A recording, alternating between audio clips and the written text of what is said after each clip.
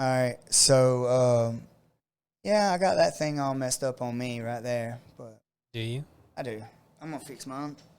What's wrong with it? It doesn't make me look as pretty as I am the host of the show. I will be the most handsome man on this podcast. I gotta like do some glamcore stuff to it. Hey, just so you guys know, too, he actually told me this before we started recording. He's got this app on there that gives him like 20 pounds and makes him more built. Makes me look bigger. That's great. He was actually handsome, right? He really is. Like, of all the like bald guys that I know, Jimmy Barnett is like my standard for bald pretty. I'll let Brent know. I'm sorry, Coach. That's awesome. All right, guys. So let's get this thing started. Run! Coming like a Hellcat.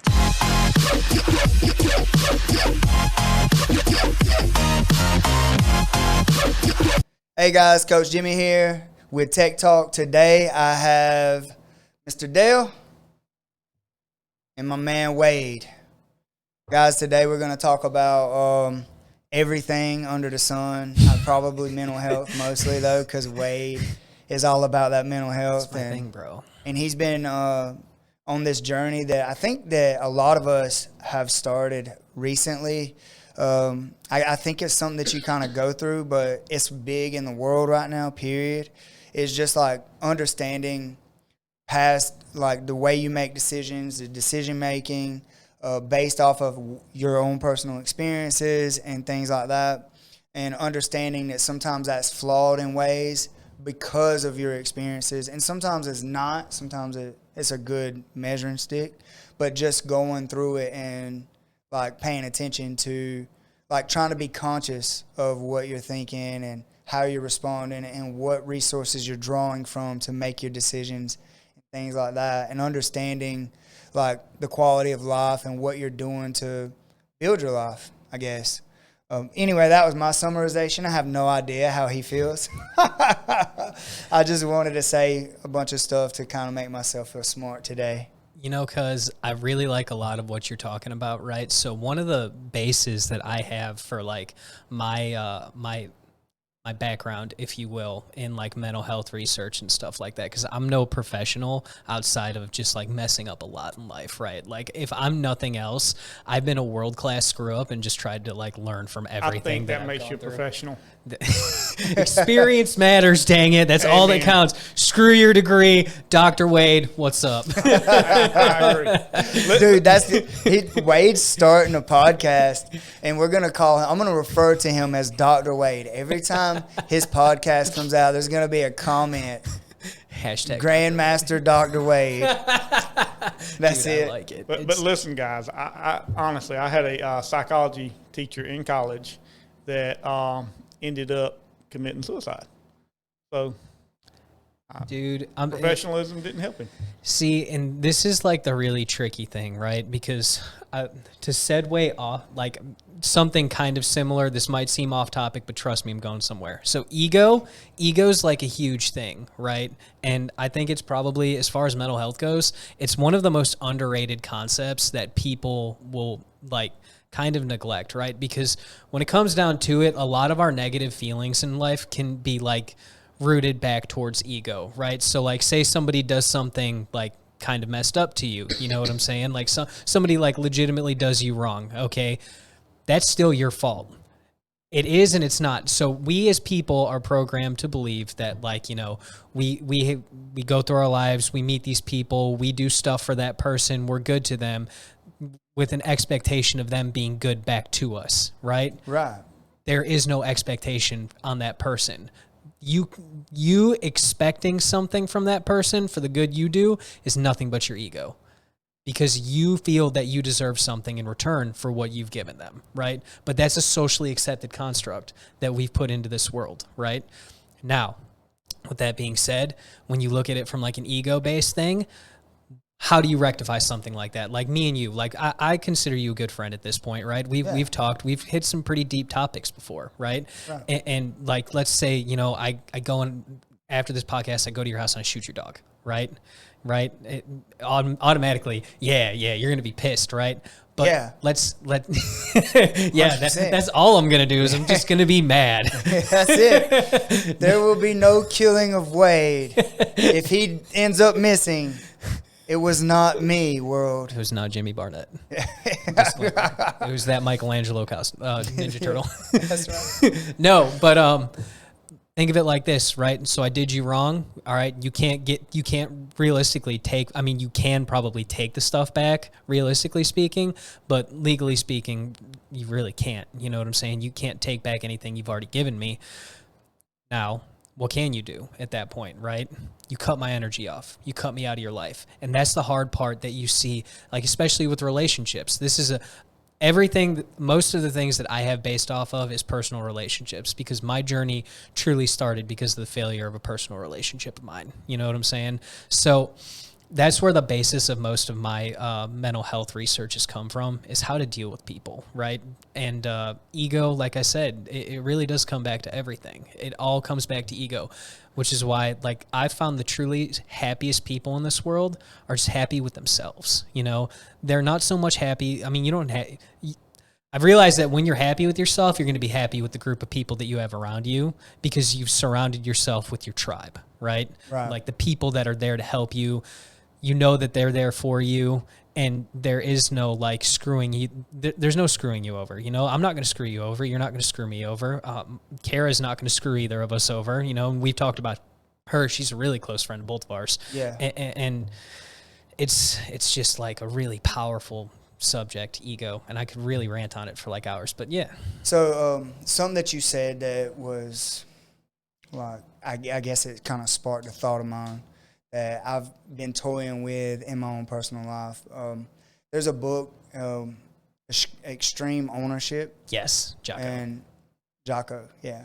And it talks about taking blame and fault for everything that is around you. Mm-hmm. It's like, oh, that guy didn't do what I wanted him to. It's my fault. Exactly. Like, was I clear in what I wanted from him? Was I clear up front and like, hey, this is what I'm expecting in return. If I'm not clear and concise in everything that I like, when with my relationships, with my friends or whatever, it's like, what are you expecting? If you aren't clear with what you're expecting, it's your fault. Exactly. And then if you are clear in what you're expecting, but you know who you're expecting it from, I should know what this person's character and know what I'm trusting this person to do. And again, if they fail or they don't come through, it's my fault because I left it to that person. And I always hear this: you get what you give to the world, and you get what you give. You get what you give, and if you give, you'll receive in return, and things like that. So it's kind of a question for you, because I know how I see it, and I know how the rest of the world will see what I'm wording, but beings that you are where you are as far as taking ownership and things like that, and understanding that our ego is what makes us expect people to treat us the way that we treat them. Mm-hmm. Let's say I get something for free, but you don't know I get it for free. Let's just say I get this Rode Caster Pro. You want to start your podcast, and I got this and this ATEM Mini. I got it completely free. Mm-hmm. Now, it was given to me. It didn't cost me anything. I haven't spent anything. I haven't done anything in the world to receive this. Mm-hmm. You tell me I'm going to start a podcast, and I'll say, man, I got all the tools you need to start a podcast. Man, I'll give it to you. I'll give it all to you for $300. And you're my friend. We're friends. But I charge you $300 for something that I got for free. Now, if you went out and you tried to buy this stuff, there's about $1,200 worth of stuff sitting on the table, not counting the cameras, just these two things. It's about $1,200. Mm-hmm. I gave it to you for, what'd I say, $200? 300. 300, okay. I gave it to you for $300.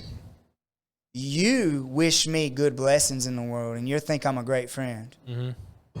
You feel like I did you a solid and helped you out so much, and I'm such a great friend because you got it way cheaper through me than you put good energy into the world for me. Is that right?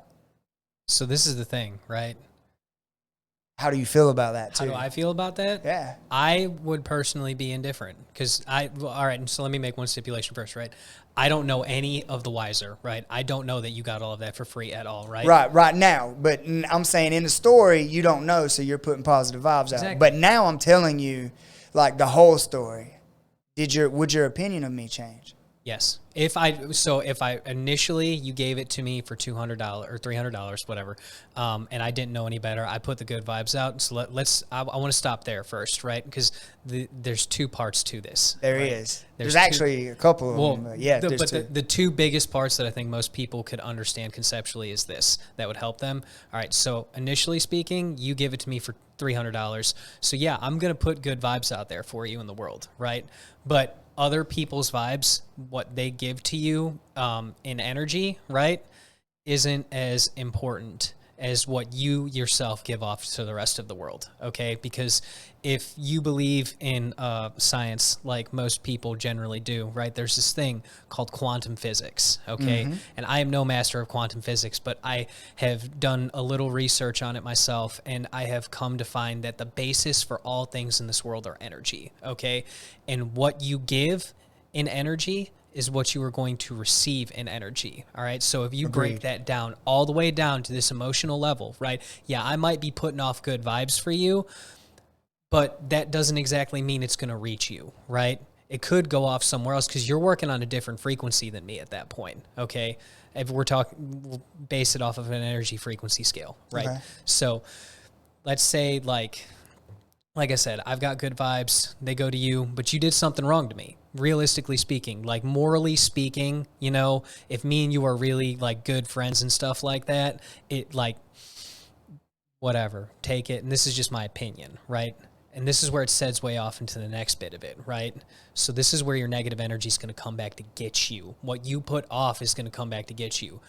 Me and you are good friends. It comes out in the wash afterwards that you screwed me over. Not like screwed me over, but, you know, you got it for free, but you charge me, right? You're making profit off of our brotherhood, off of our friendship. What does that say to me personally? Now, again, this is just a personal, right? Bit, you know what I'm saying? Me and you, we just, whatever we had, it's done. It's over with. Because you showed me the way you operate, and that's not how I operate. So I can't do, like, you're not a part of my tribe anymore. Right. All right. So what do you think about that, Dale? Let me get this straight. All right.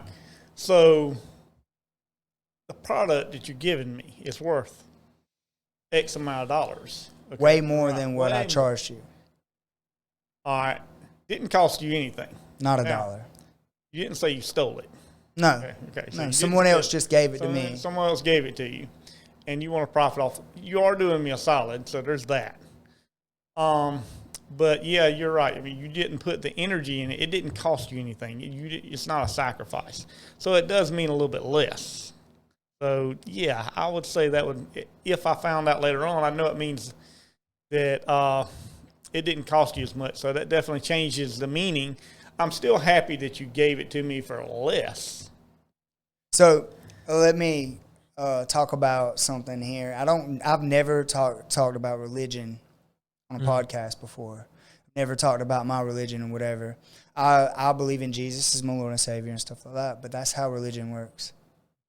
The thing that I just the thing that I just gave you. Mm-hmm. So as long as you don't know, you're giving me positive vibes. I'm a good dude. I helped you out. I did you a solid. I'm the greatest thing since sliced bread. I hope you get your start for less than half the cost. But as soon as you found out, like, oh, he got it for free, your feelings change and your energy changes towards me. And now what you're giving off is different. So what does that tell you about relationships in general? Period. About the world. We're friends. I literally gave you something that I could have sold for 5 times what I charged you, or 3 times what I charged you. I'm not good with math, but whatever it was, it's 3 times? 1,200? Yeah, something. It's 4 times. Yeah, 3 times 4, yeah, 12. 12. So I could have sold it 4 times more than what I sold it to you for. So, but your feelings changed because you found out the origin of where I got it from. If you don't find out ever, if I never told anyone I got that stuff for free, that good energy is going to be sent and I'm going to receive it forever and for always. And you will always praise me for what I done, regardless of how you feel about it. As long as I'm willing to receive the good energy from it, if my ego or my conscience don't get in the way of feeling bad because I charged my friend $300, or whatever. Like if I felt bad, it's because I got it for free and then gave it to you. If I feel bad, then I'm going to personally have negative energy towards the thought of it. But if I don't feel bad about it, because I feel like I done something good for you, you feel like I done something good for you, I'm going to reap the rewards, even though it's not necessarily on the up and up. Does that make sense? It does make sense, but hear me out on this one, right? And see, this is where I don't know if we have a difference in opinion on this, right? No, I'm just playing. Well, no, I know you're playing devil's advocate for this one, but this will kind of segue into like a more personable aspect, right? Just in like where something, I don't know if we talked about it already. I know we've talked about it today, but I don't know if we talked about it already. But having well-defined like aspects of a relationship is super important in that respect, right? Because like say that entire situation happened, we're really good friends and you knew that, you know, I'd give you anything for free, you know, like if I had it, I didn't need it or anything like that, it's yours, you know, take it. Let me interrupt before I forget that. So right before you say that, what if the $300 paid my lot bill? Does that change it now? Is that information is needed? Yes. You see how deep this psychology thing goes. And no, dude, it gets like that, like how me and you were talking. Like there's levels to this, and it gets deeper and further and further, bro. You can literally dig, and that actually segues into an awesome topic of conversation, right? So this is actually just like a new thing for me. So a lot of what I've been like thinking about as far as the last year, well, okay, probably the last 8 months. The first 8 months of my journey was centric around the last 4 years of my life, essentially, because it was like the most relevant thing to me, okay? That was where all my pain was coming from. That's where all of my whatever was going, like any negative energy that I personally held onto came from that spectrum of my life. Okay, it was within the last couple months, me and my sister started talking, and my sister, she is on her own mental health path right now, where she's trying to become her best self. Okay, and she was the one that got me really started about like my childhood and stuff like that, and just how it is my childhood shapes everything. So now, since we were talking about how deep this can go, like the effects of every decision, not like every, okay, yeah, honestly, every decision, every decision you've ever made has led you to become the person that you are today. To Jimmy sitting there, Wade sitting here, and Dale sitting there, all of the decisions we have made in life have led us to this very spot, right? And think of the impact that has had on you psychologically. Like everything that's ever happened to you that shaped all of your opinions and everything you have now. So, yeah, that's just mind blowing, because I teach the kids here that every decision, and that's why when you said every, maybe not every, I said every, I just chimed in and said every single decision that you make right now is shaping your future. Mm-hmm. And I hear people say, oh man, I wish I would have known this 10 years ago, or I wish I'd have known this. But they always think back. And I guarantee you that every listener out there can think back to a time that they wish they would have done something a little different. Mm-hmm. Why not now? Yeah, bro. Like, if you think back like that and you say, man, I would change this day, that day, whatever that is, right? Maybe you can't change that, but right now you can make a decision right now that'll change your future forever.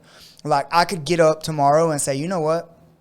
I'm going to do 20 pull-ups every single morning before I leave my bedroom on my doorway. Mm-hmm. And then every time I go to the bathroom for the rest of my life, I'm going to do 5 pull-ups before I walk through the door to go to the bathroom, Right. to do a bathroom, To whatever. do a bathroom. To go to the bathroom, I'm going to do 5 pull-ups. You know, on average, you go to the bathroom 6 times a day. Right. How many more pull-ups did I do this year than I did the year before by making that life change? How many am I going to do by the time I die?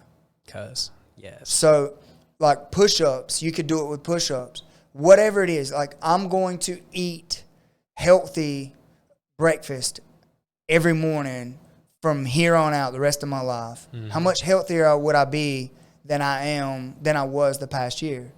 Every single decision. And those seem huge, but something as small as doing 5 push-ups a day, what's 5 times 365?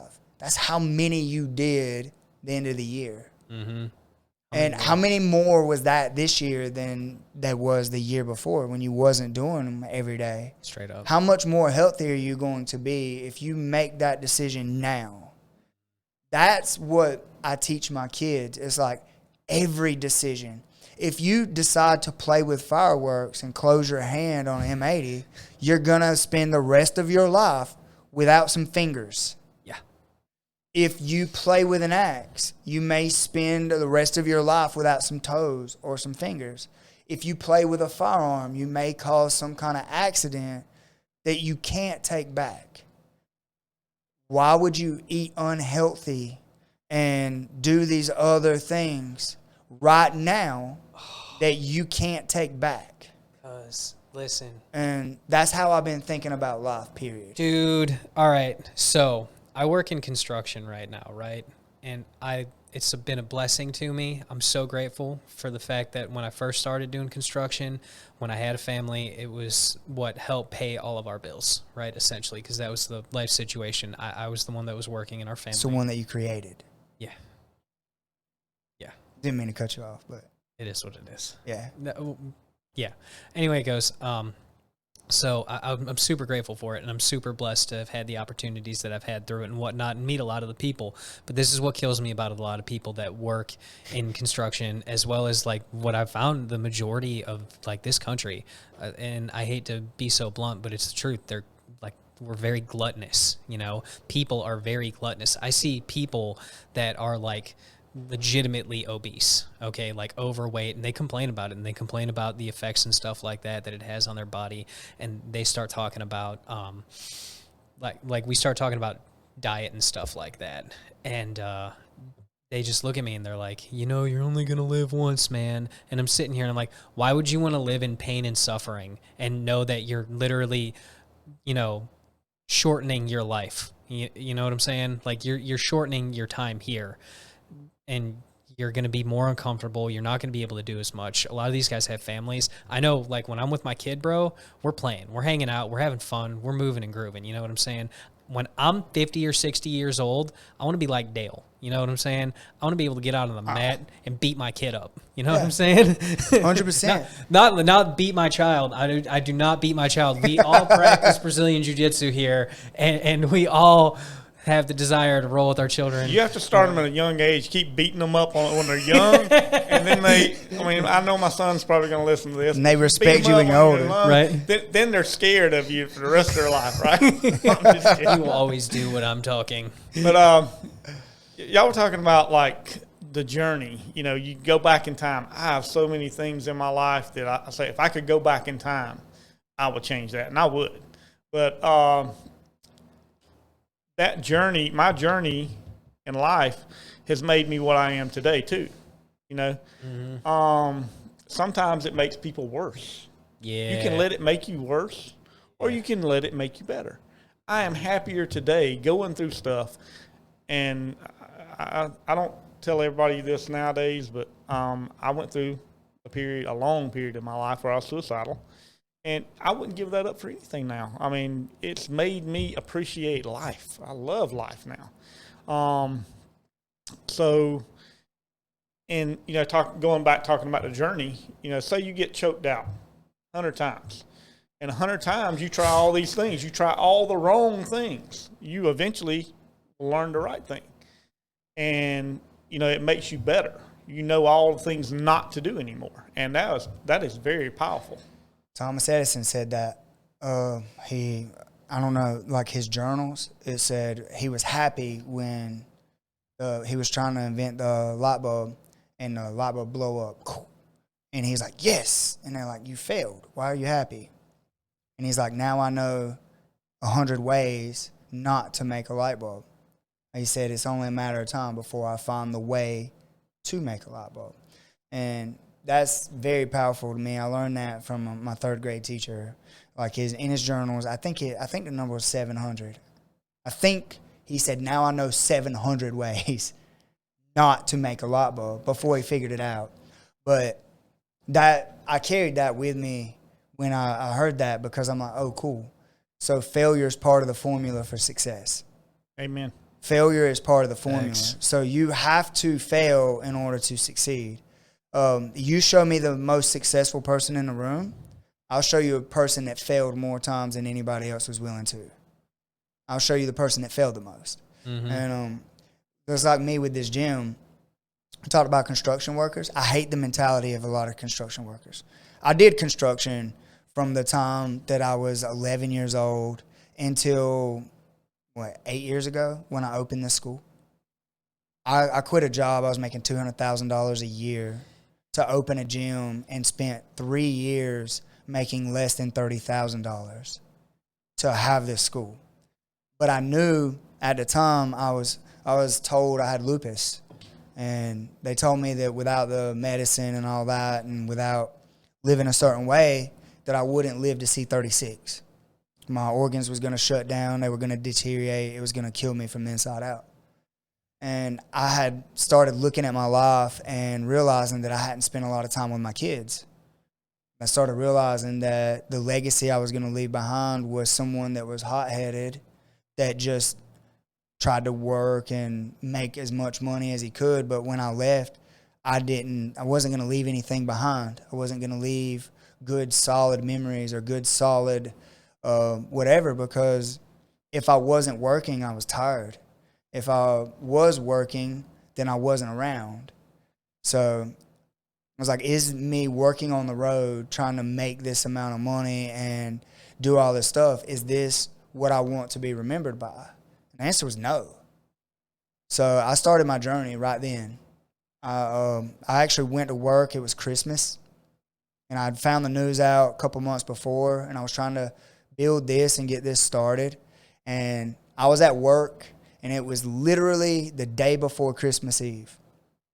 And we were at my job, and my boss was like, it's been a while now. I don't remember exactly all the small details, but it was something like, I was like, yeah, we're going to finish up today, and then we're going to head out.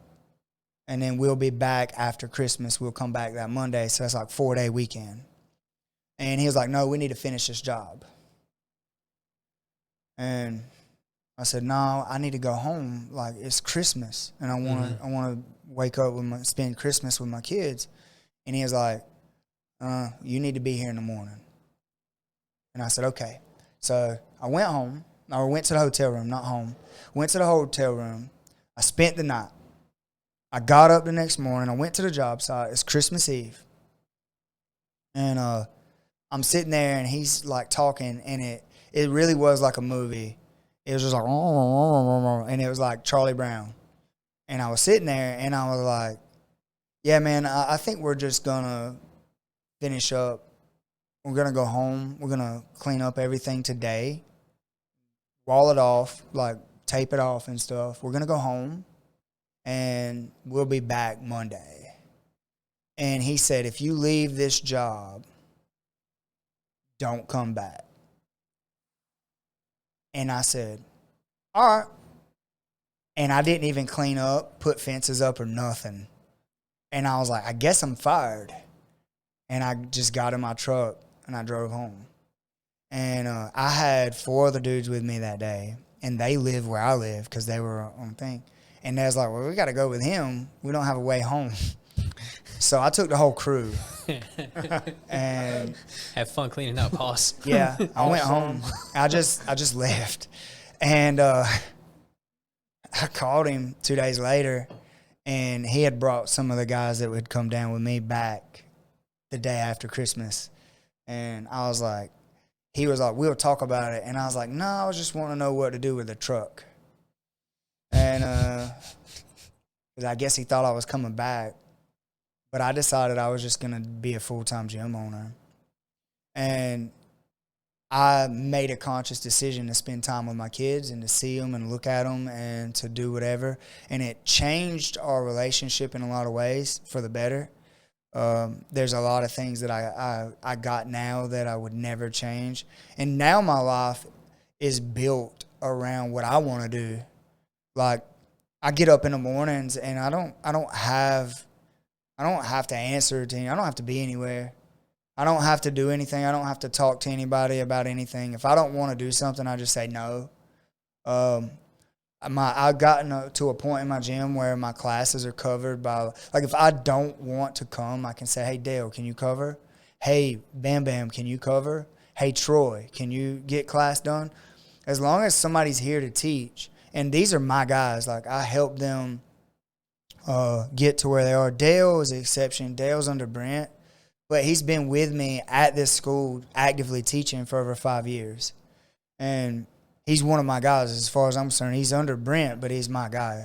Like, we train together. We're the same rank. We bounce ideas off of each other and stuff. But I don't have to – there's no part of my life that I did not start designing 8 years ago, 7 years ago, that I didn't start to design so that I could have the life that I have right now.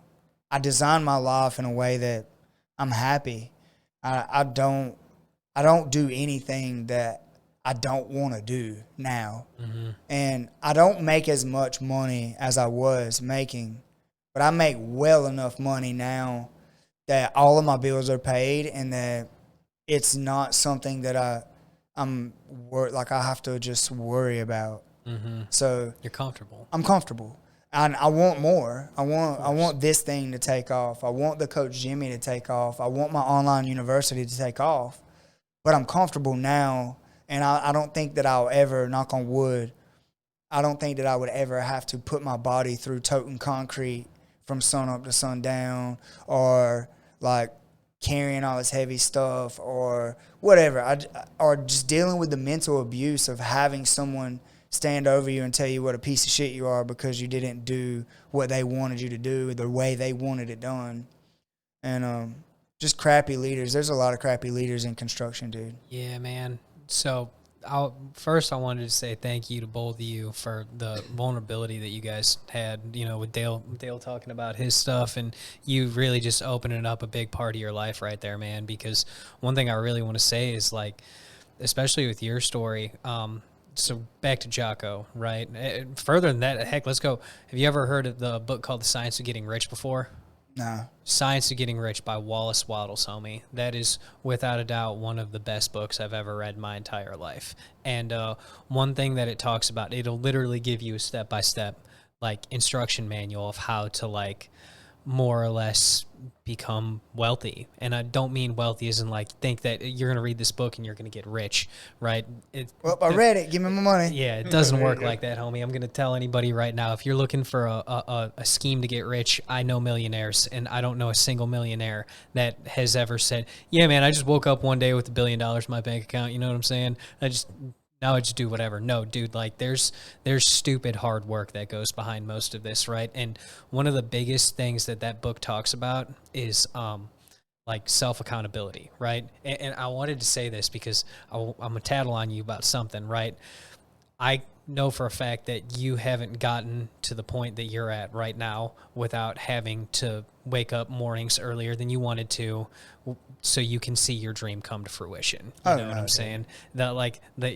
And that's what I'm saying. A lot of people, they hear, like, stories like this, and me and my friend TJ, or me and a friend of mine, I can't remember who it was exactly, we were talking about this. It's just you don't wake up one day and just have everything that you've ever wanted in life. There's a very, very long list of decisions, kind of like we're all talking about, that leads up to all of this, you know? So that was the key word that I said in mine, to build the life that I wanted. Dude, it was one of the hardest transition periods in my entire life was quitting that job. Because like I said, I went from making a substantial amount of money. Most people don't make that type of money in 4 years. And I went from making what most people takes 4 years to make in a year to making less than what most people make trying to do this gym.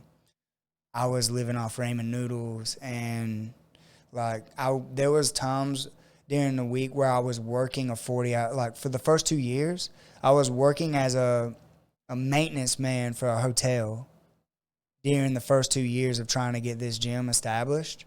To pay for the gym, I was working 40 hours a week in the mornings doing maintenance, and then coming in and doing almost another 40-hour an afternoon at this school. My maintenance job was paying my other bills, barely, not really. My ex-wife carried a lot of that burden with her job too. And then also the job that I was working paid for a lot of the stuff to be here. And then there was a lot of days I wasn't eating. I just didn't eat because for one, I had so much going on that I would forget to eat. But then for two, there wasn't a lot of extra money. So I was taking shortcuts with my health and taking shortcuts with other things to make this what it is. And that was the hard part. And now it's built into something that now I'm spending a lot of my days doing these videos, like those Coach Jimmy videos, and trying to figure out how to get my watch time up, figure out how to get people interested in what I want to teach without looking like a complete lunatic. And we talked about that today downstairs when we was on the mat. And dude, when I say that I'm doing the research and I'm spending a lot of time doing those things, that's stuff that I don't enjoy.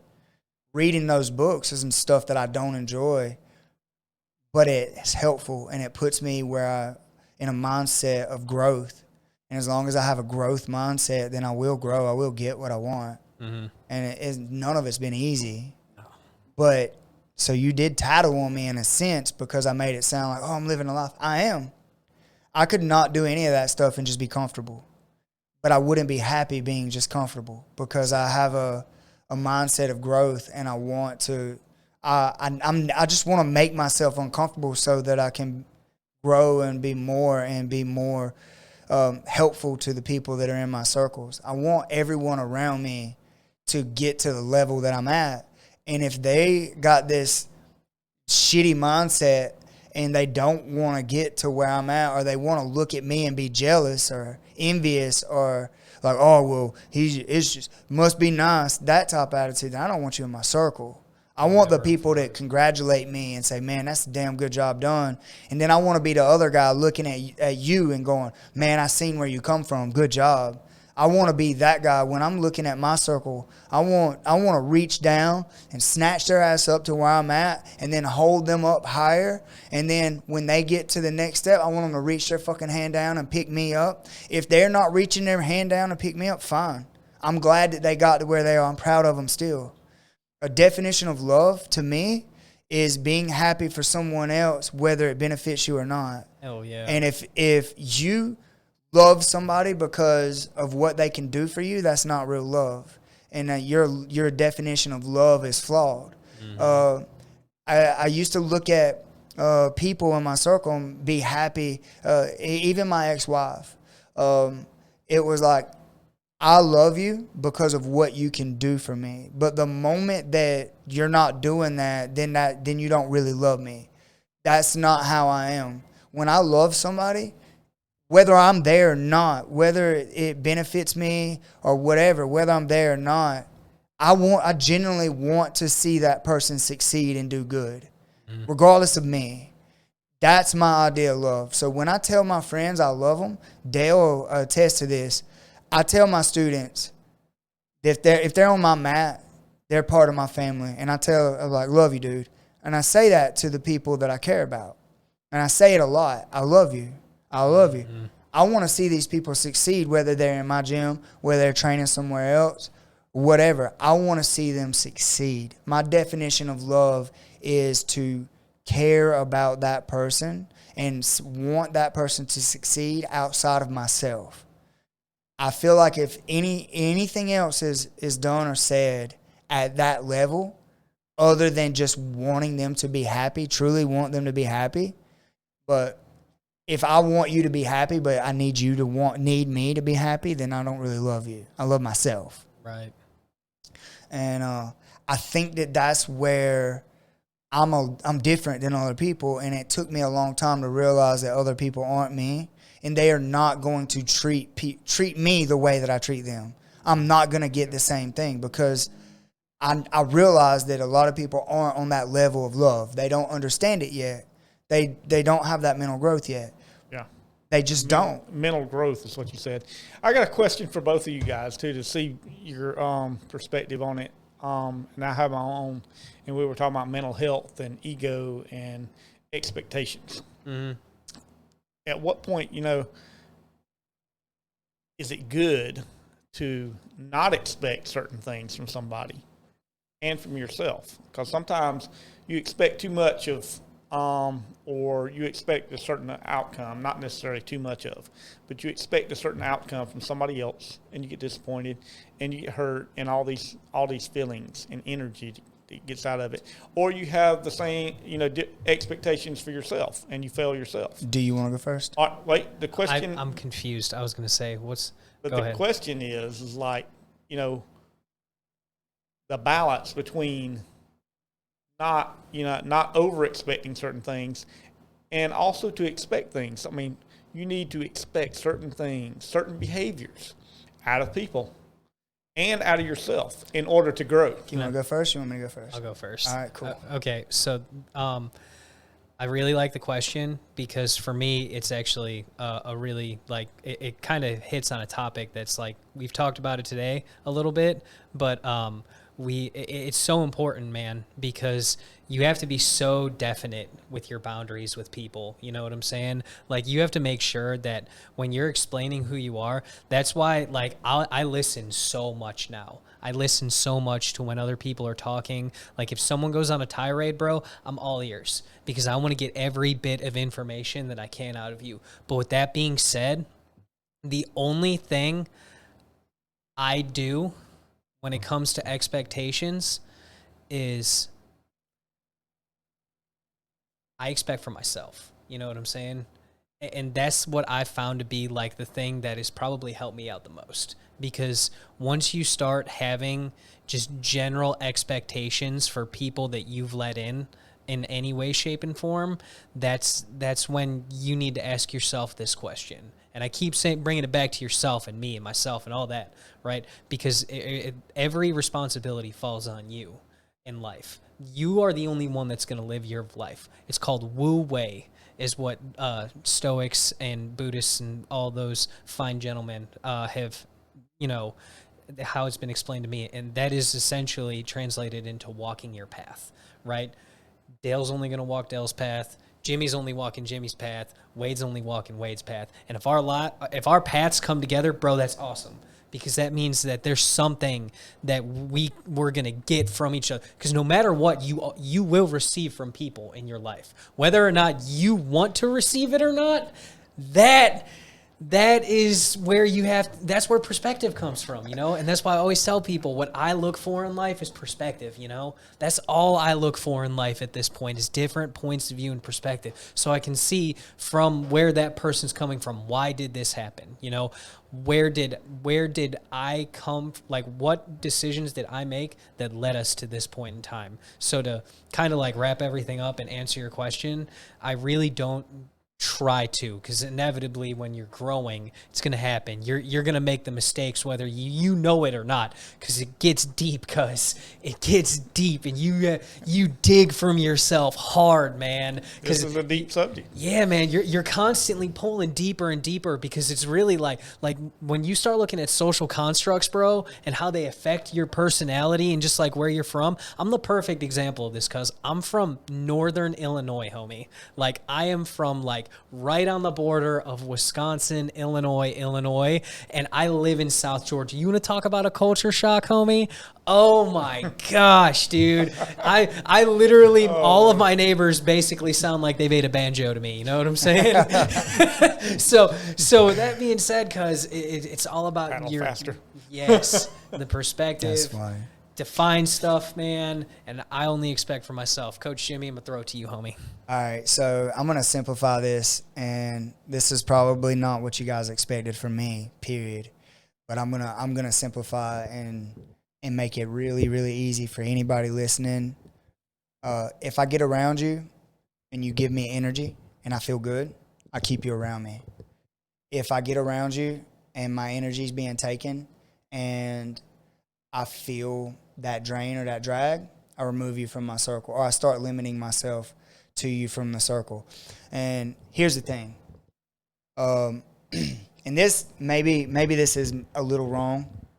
Maybe it's a little selfish, but that's okay, because when it comes to your personal mental health, you're allowed to be selfish. If that drain is there and I genuinely still want to help you, then I help you without any expectations, because I know you're a drain. Then it's me trying to be a good person and knowing that maybe there's hope that I can help you turn your life around so that you can start getting to where I am and start making headway. Maybe I'm a little bit ahead of you, and it's my job to help you get to where I'm at. I take that on my own.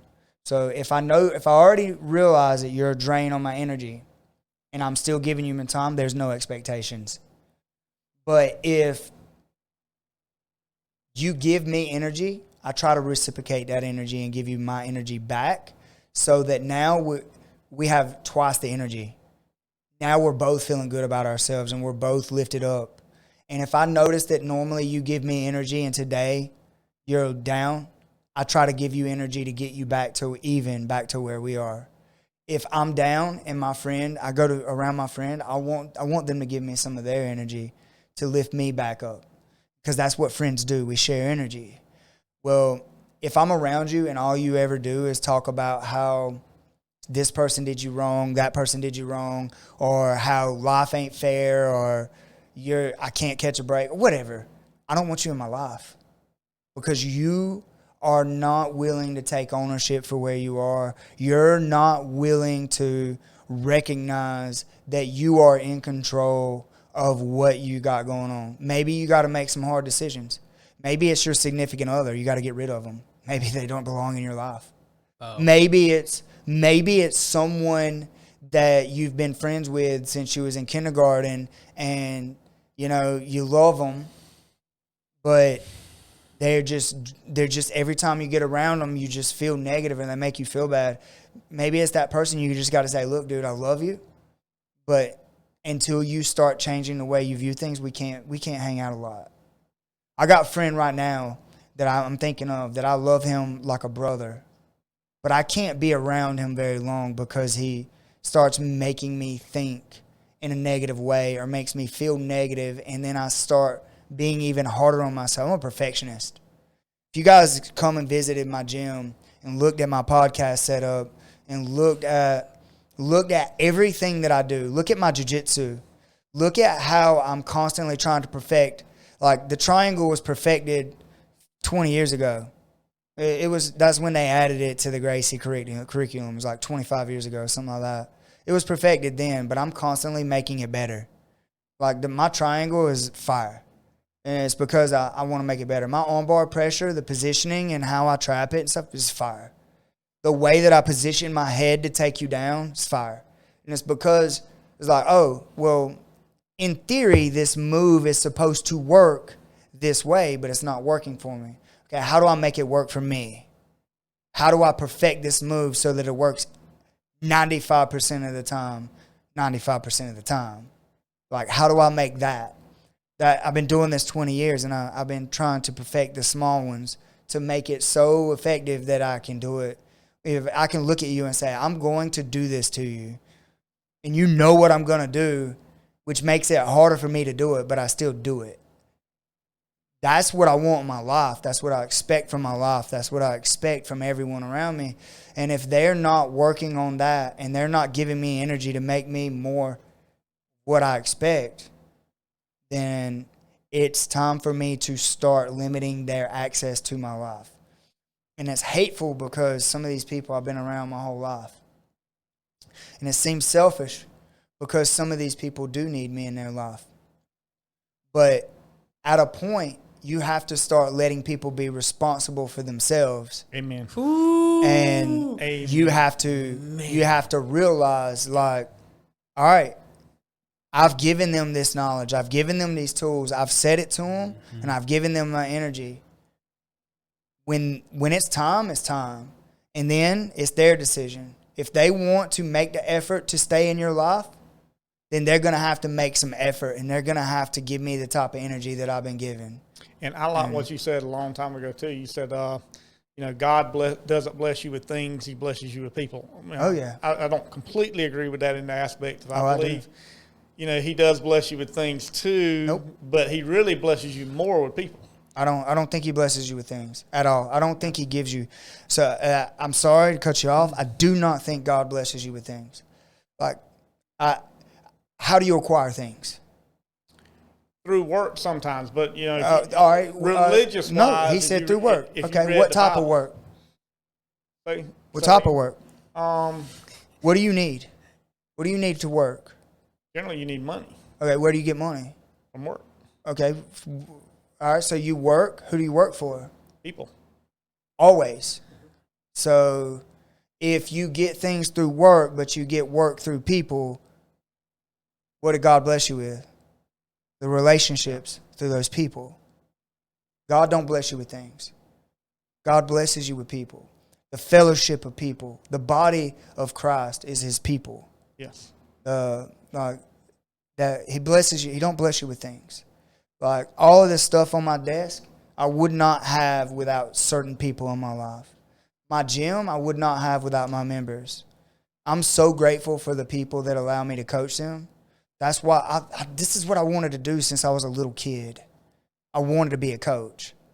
And I'm so blessed to have the people in my life that actually want to learn from me. I coach at Perry, and I don't feel the gratitude from a lot of those guys that I do from my own school. And it drains me a little bit. I love it. I love those guys over there, and I love being their coach. And the ones that show up, they get what they need from me on my day. The ones that don't, that to me, I was like, they're lost because I've been doing this a long time. But that hurts my feelings a little bit when you got people that show up every single day and then they don't come on your day to coach. Boy, that's heartbreaking. But the ones that are there, they're getting what they need. And I'm blessed to be able to coach those people too. And being able to coach is what I've always wanted to do. And Steven trusting me to coach his people was a blessing. So me being a coach and having guys that care about what I think and care about their game, trusting me to do that is a blessing. God don't bless you with things. He blesses you with people. I definitely agree with that as far as like God blessing you with people. And what you were saying before, just kidding. About like expectations and stuff like that. With me, I allow myself, if I have certain expectations for myself and I fail, I'm not going to beat myself up over it. Okay. I don't go around every day beating myself up over it. I want to grow from it. So, but I also expect myself to get up and grow from it. And what I expect out of other people, like in life, when you meet new people or you have people at work, I don't necessarily, try to build up, expectations of those people and say, if they don't do such and such, I'm going to feel bad about that, But like you said, as far as like letting those people in your circle, now that's where that comes from, as far as like there are only certain people that you should let in your little circle. Don't let toxic people in your circle. Yeah, man. You got to cut that out. Cut those losses. Try, and sometimes like I hate to talk about my daughter like this, and she knows, but He's like name when dropping. she was younger, Girl, get right. she caused a lot of grief. It was really hard. And I expected so much more of her because she was my daughter, you know. Anybody else, I wouldn't have expected that much of necessarily. But she's my daughter, and I didn't teach her to act certain ways. And when she disappointed me, it was a lot of grief. And I dealt with that for a long, long time. She is not that way now, though. Thank God. You know, she has become the woman that she is now. She's night and day from what she was. But, you know, I would not have cut her out of my life, you know, being that she's my daughter. But certain people, if you can cut them out of your life, you cut them out of their life. And I will say, you know, I mean, I know I've had a good friend that, you know, had been on drugs and all too, and he's like a brother to me. And I had to cut him out of my life for a little while until he straightened up. So, You know, man, you guys have both kind of opened up a little bit to me today, and I really appreciate that and have had some courage. So one thing that I kind of wanted to, like, it's relevant to the conversation, which is why I want to bring it up, man. You know, when it comes to, like, cutting people off, man, it's not just good for you. You know what I'm saying? Like, a lot of times when you cut someone out of your life, like, for good completely, it's good for that person's growth too. You know what I'm saying? And I wanted to, like, kind of give, like, a quick shout out to somebody, like, legitimately speaking. My ex, you know, to go from, like, the place she was at when me and her first split up, man, to, like, the place she's at now. You know, I know she doesn't get a lot of, like, appreciation or support or anything like that from the world just because of the place that she finds herself in, man. But just from what I can see, because I don't really communicate with her too much outside of our son, but dude, from, like, what I can see her doing and whatnot, it's impressive, and she's become a lot better of a person, you know. And I am an enabler, right? That is one of my toxic traits as a person that I have to work through. You know what I'm saying? Is I enable people a lot. And that's really what I let happen. And she's really come into her own as a person, as, like, a self-sustaining person. And it's something that I'm super proud of her for real. Dude, that's awesome. So everybody has their own toxic traits, and sometimes it becomes a multiplier for other people. So, like, two people that maybe aren't toxic, you put them together, and it becomes toxic. Mm-hmm. And I think that's just from certain personality types, multipliers. I was always taught, like, two wrongs don't make a right. Mm-hmm. You know, two negatives don't make a positive. Facts. But if you multiply them bitches, right? Y'all see where I'm going, right? Yeah, man. As a joke, but because if you multiply two negatives, it does become a positive. Yeah. So, I need more toxic people in my life. Let's get all the most toxic people we can think of in a room together and see what happens. And some of them would probably become positive, bro. They might. Like, Look, dude, I guarantee you, what just I'm like. Yeah. So that brings me back to another point that I was thinking of earlier, and to kind of cut through the seriousness and stuff. That was kind of something that I was thinking about earlier. Is like, oh, no, I lost it. God, it was right there on the tip of my tongue. I've thought of it twice now, and then I'll lose it. Oh, dang it. Hey, man, well, until you think of it again, right, I actually have a pretty, like, relevant one to all of us, right? So one of the greatest drives for, like, training, like, physically or anything like that, right, it's like driven in ego. You know what I'm saying? It really is, because it's like you want to see yourself become a better person. That is an ego thing, right? You're being selfish at that point. You want to grow. It has nothing to do with anybody else but you, right? So, like, as a jiu-jitsu practitioner or a fighter in general, just anybody, what is the balance, like, where do you find your balance between becoming a better competitor and being a better training partner, as in the ego and the giver? Dude, that's a good question, because here's the thing. When I was MMA fighter, I would say you got to be selfish. When I was fighting MMA and being competitive or whatever for MMA, I would say you have to be selfish, and you just have to let your partners know up front, like, what they're getting into. Mm-hmm. Like, hey, I need to work on this today. Sorry about your luck.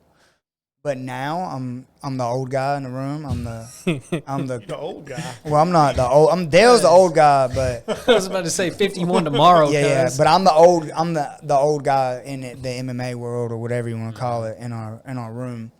And I'll say this, I do not think that you have to have one or the other now. Now I think you should know how to use each individual for your benefit. So let's say we got a spazzy purple belt in the room. Like, this is the guy I'm going to work my guard retention on. This is the guy that I'm going to work keeping them in front of me. I'm going to stay safe. This is the guy I'm going to get defensive with because I don't want to get hurt.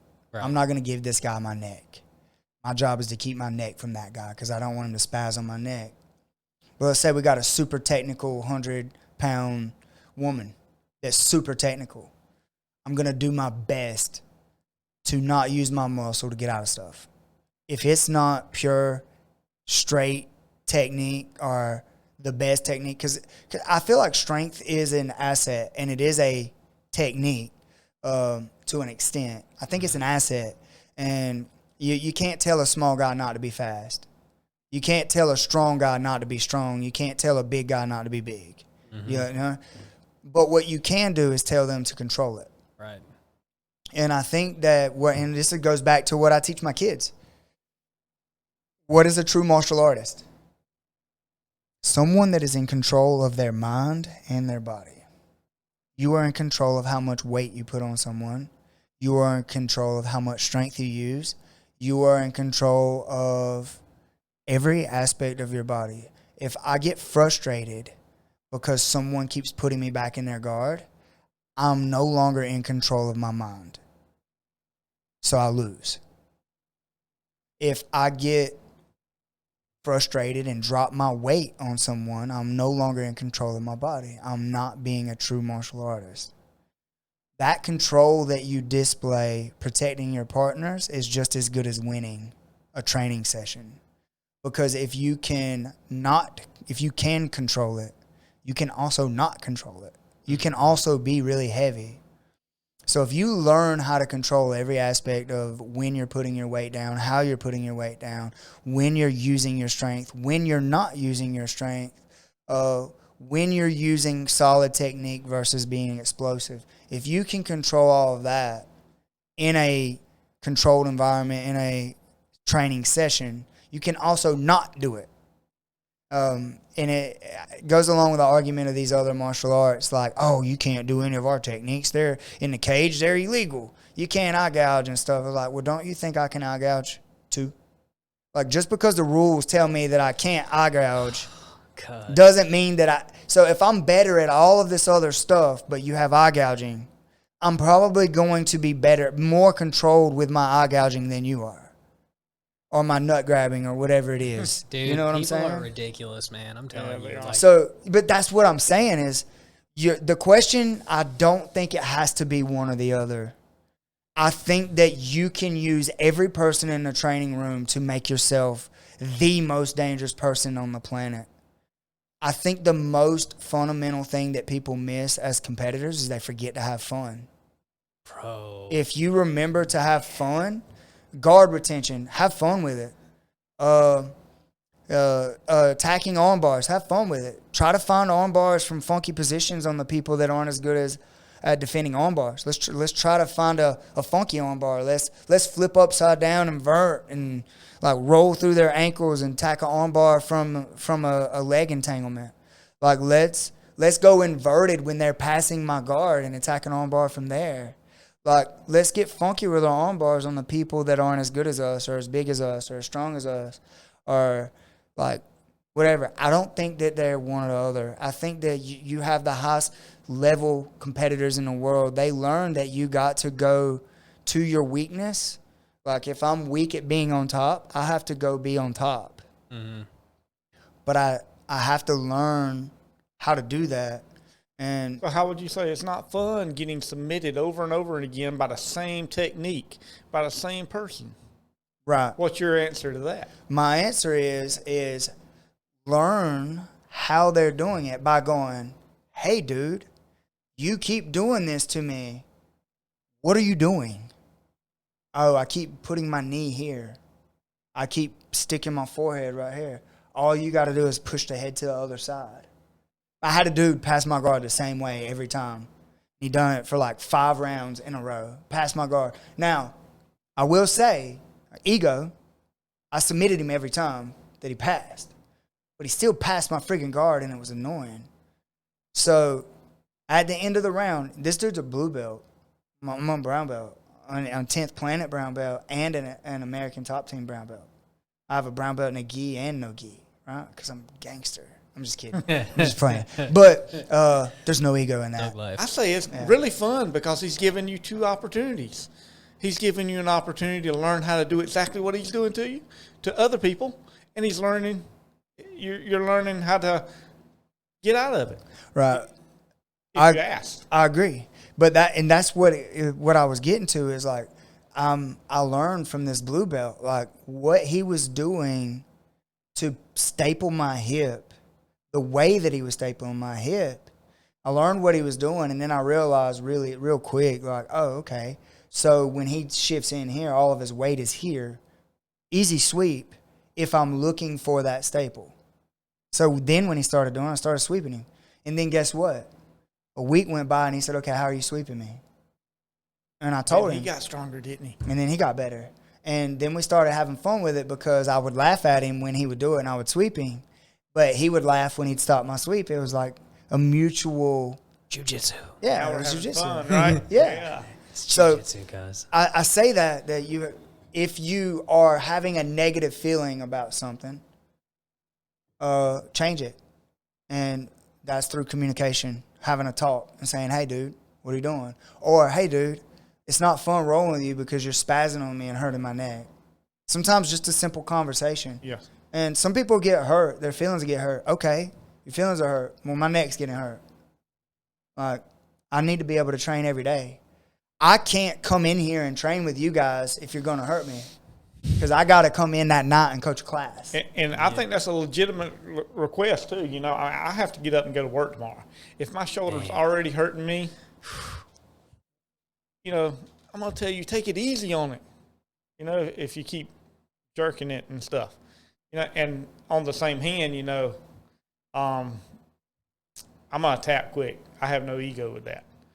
Yeah, dude. And that's another thing is like tap early, tap often. Even as a competitor, I'm tapping. I'm not gonna show you how tough I am by letting you crank on my neck.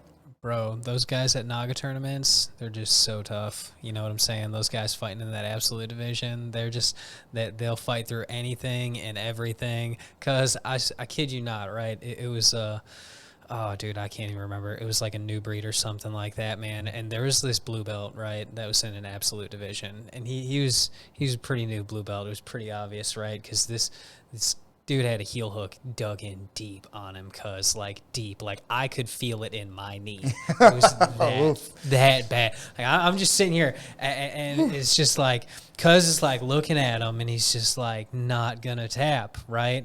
And, you know, worst case scenario did end up happening. There was like a pop or two, and it was pretty audible, and like that dude, like he learned one of 2 very valuable lessons. Like, 1, shouldn't have had the ego to sign up in the absolute division if you didn't know leg locks, or 2, bro, you should have tapped. I tell you, if that you put $5 medal ain't worth. if it's money on the line, and it's got to be enough money, mind you. Yeah. Don't give me no $500 and I'll break my leg. If it's enough to cover that's not surgery, enough. I'm going ham, son. I'm going in on it. You can break my neck for all I care. If there's 100,000, no, not Yeah, 100,000. I'll be honest. There's like $1 million on the table, and I'm going up against something. Dude, bring it on. You're gonna have to kill me.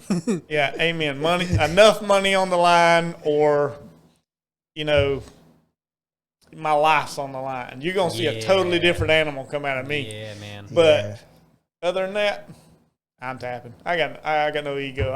I get up and go to work tomorrow. I'm happy. That is why no one will remember your name. Bro.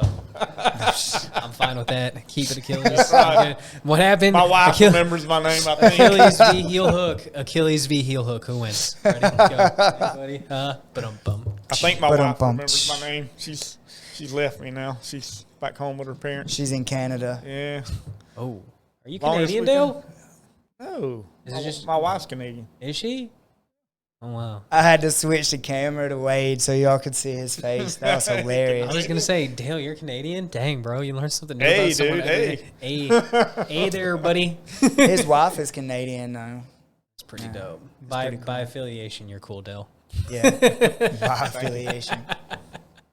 Hey, listen, I got a cool story I was telling my somebody about the other day. I went up there and we're visiting the in-laws and stuff, and I'm getting a massage by this girl, and up there, and of course my wife knew about it. So. His ego is the reason he wants to tell this story. There's a pretty young It's woman definitely touching him.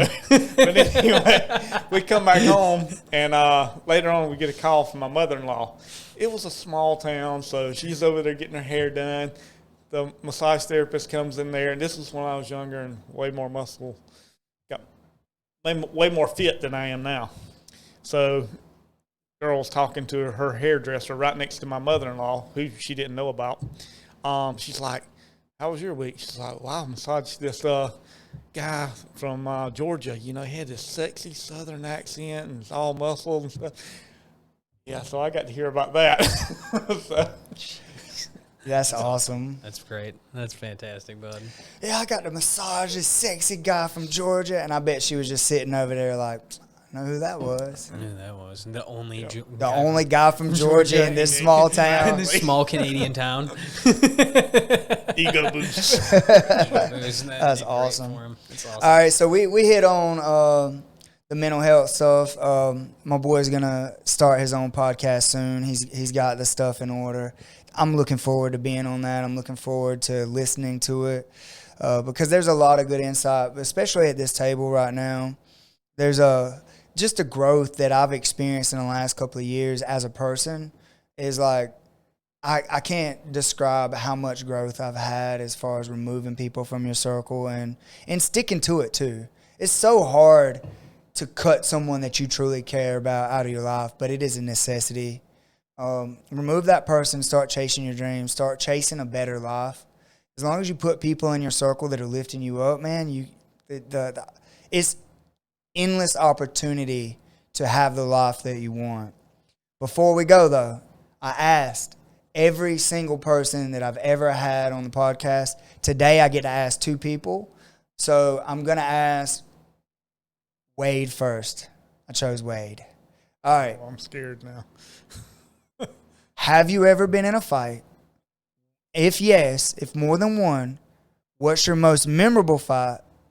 Like the one that to you can describe in detail as if we were there and like walk us through the whole thing, like the whole story. Because I want to feel like I'm there. I just want to, and then I want to look your insight on jiu-jitsu afterwards. Like what would it have been different if you knew jiu-jitsu or what made it different because you knew jiu-jitsu? One of those two. Make sense?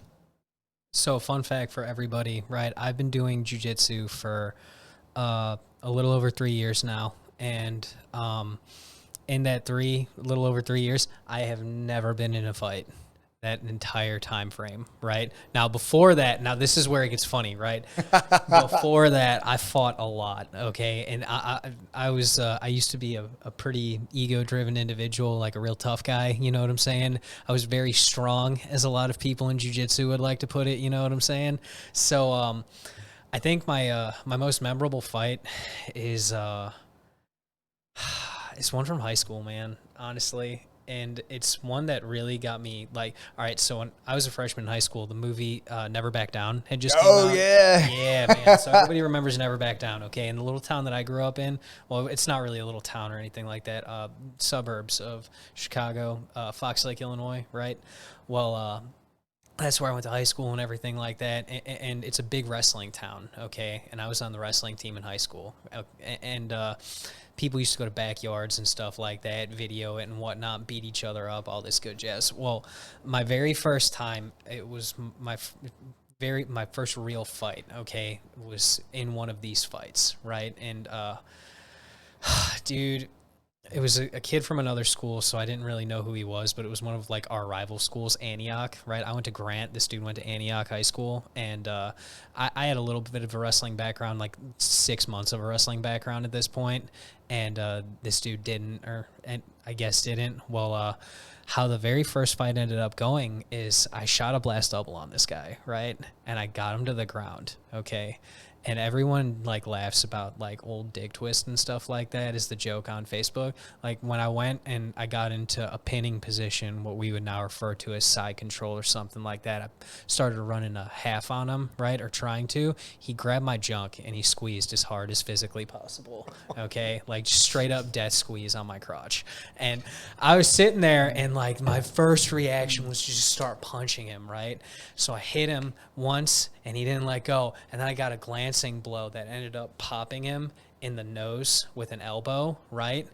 And I don't know if a lot of people are familiar with like the structure of your nose. It's not a bone, bro, right? Like most of what you see as the nose is just cartilage, right? And it's pretty malleable. So when I hit him with this bow, his nose like popped straight up and all of his cartilage just sat up, right? So it smashed his nose up and it completely broke it, messed it up, whatever. He looked terrible, blood everywhere and whatnot. I'm sitting here thinking that I just shot this dude's nose back into his skull and he was dying or something like that. I'm like half crying, like, I'm so sorry, bro. I'm so sorry. And it turned out to just be nothing. He went to the hospital and whatnot and just whatever, chill. So this is way before jiu-jitsu. Since I have got into jiu-jitsu, if I get inside control on you, if you roll with me, I'm probably going for a head and arm choke. I'm just saying, it's kind of my thing. I like doing them. Before then, I had no idea what I was doing, and I didn't learn how to fight until I started jiu-jitsu. So if you don't train, and especially if you're in the Eastman area and you're not training and you're close to Jimmy, you need to train. You need to come talk to him. Tell him Wade sent you. Amen. Hey. Dude, it's funny how that works. When you start training, you never fight. Facts. But then before then, it's like you just fight anybody. Like you didn't understand how dangerous people in the world are. Right? Dude, never again. Boy, that Like, there's so much stupid stuff that can happen to you in a fight, cuz, and it never ceases to amaze me, especially like on job sites and stuff like that. Dudes are just, bro, let's take it to the parking lot, cuz you can come to the gym. I tell people all the time if they want to fight, you can come to the gym. If you want to fight me, come fight me where like there's not a knife, there's not a gun, and if you pull either, I've got 8 homeboys that are around you that will beat you to death. It's interesting that you say that. Actually, a tournament, one of the tournaments I was in when I was taking Taekwondo was the big ego breaker for me. I was young and fast, and I had these 2 big guys that I beat back to back, and I thought I was going to at least get first place in grand championship. And they had this old guy that came up, and I'm looking at this guy. I was like, man, I'm going to make quick work out of this guy. Didn't look like anything. Like I was like, no way he's going to beat me. The minute they yelled go, all I saw was a blur. Well, he left this big opening too, and I was like, oh, man, this is easy. Stepped right in, 2 kicks to the head. Where did that come from? I was like, it ain't happening again. Stepped back in. I faked a few. Blocked a few. He left another good opening, stepped in, hit me again. I was like, that didn't just happen. Ain't happening again, cuz. That man kicked my ass. But Point sparring. that was point sparring. So. Yeah. But I remember those days. nevertheless, it was still an big ego drain. Because looking at this guy, I would have never thought. But I think that's what runs people off from Tech Center a lot of times is that people will come in and they look at me and they'll go, oh, I'm about to smash this little dude. I'm about to just like grab him and like fold him into a pretzel or break him or whatever. And then somebody that looks like me just kind of like puts my weight on them and they'll tap the pressure. And it's like, oh, no, I'm never going back. I don't want to feel like that ever again in my whole life. Straight up, like, do not, like, if you're a big dude, and I tell this to a lot of big guys that come in and stuff like that, like our gym and whatnot now, like, just because, like, you're really big and you're really strong doesn't mean you know how to fight, because I want you to, like, like, even if you're a weightlifter, all right, so I'm going to speak meathead for a minute, right? As a former meathead, I'm going to speak meathead and kind of articulate it, right? When you went through and you got your beginner's gains, like that first 6 to 8 months, right, when you were really pumping iron and whatnot, and you're just getting your beginner's gains going, because you feel so much bigger than you've ever been in your entire life. You feel so much different because you're forging a different body. You know what I'm saying?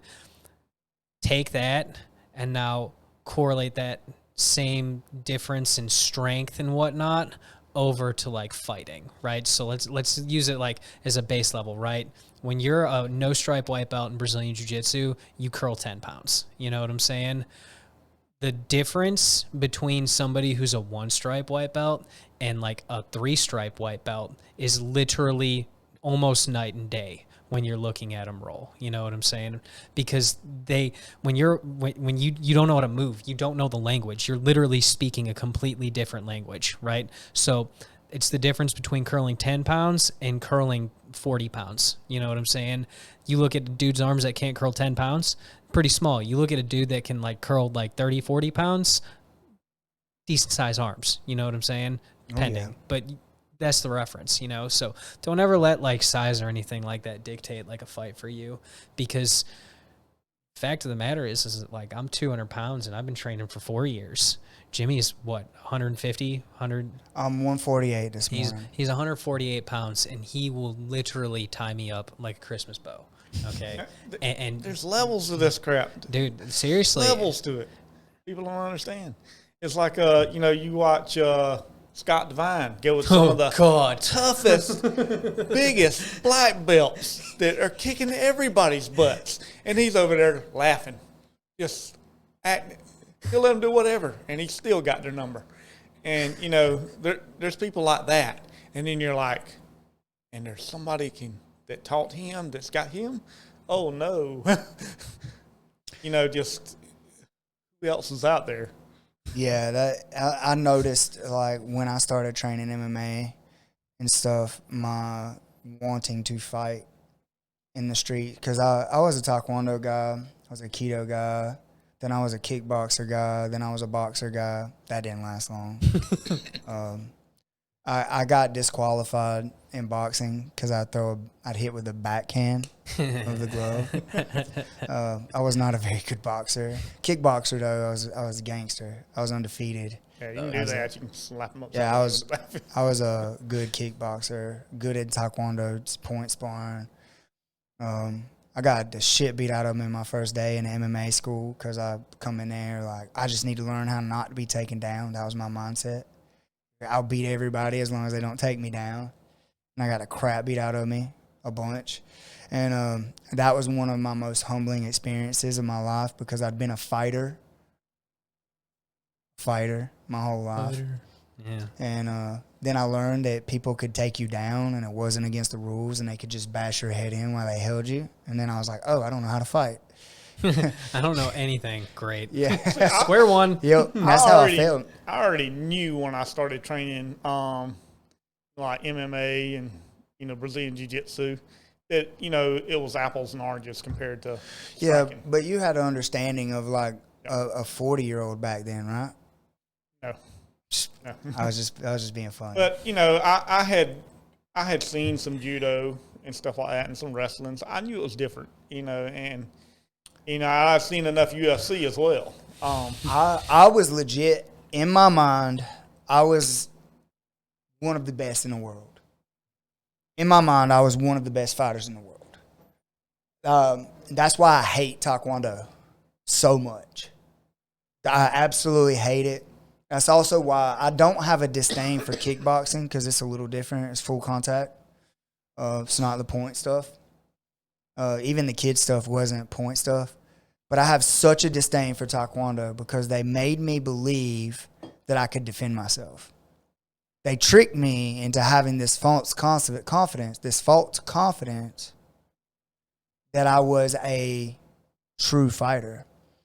And then the moment a kid that was 4 years younger than me, I was 17 or 18, this kid was like 13 or 14, blast doubled me and put me on my back and then held me, like submitted me 17 times, back to back to back, like held me down and pretended like he was punching me in the face. It destroyed me. I went home, sat on the end of my bed and cried and cried and cried. I talked about it on this podcast before. Like, it destroyed any ounce of confidence or ego or anything I had. And Taekwondo taught me, this is what you do. Like, you lock your hands, you turn. If somebody grabs your wrist, you pop away, you go towards the thumb, you throw these hands, and like this horse dance and all this other crap that's not real. And it's not, you can't even argue, to me, you can't argue that any of it is legit, because they teach you to blade yourself in half. They teach you to throw these kicks. The kicks are very powerful and they work if you can, if somebody agrees that we're going to stay a certain distance and try to punch and kick each other, then it works.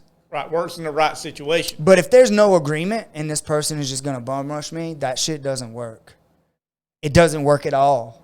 And it's very, like, to me, I don't get angry when I see people teaching. They just don't know any better. Right. And for me, it was very, like, eye-opening. It was a life-changing moment for me. It was a moment in my life where I had to decide, I'm going back the next day to learn this shit. And I think that's the difference between a lot of people and myself, is a lot of people would have felt that and said, ooh, I don't ever want to feel like that again. They would have never came back. But me, I'm like, I'm a fighter. I got to learn how to do this. I got to show up. And then from that moment on, I had a mindset of, I want to prove myself. I want to prove that I'm a fighter, which is what I've been telling everybody I was. And it changed me anyway. So I'd say, I think it was Nick, my friend Nick there that we trained with, that said something about so much percentage of people in the world have this concept that they're a way better fighter than they are.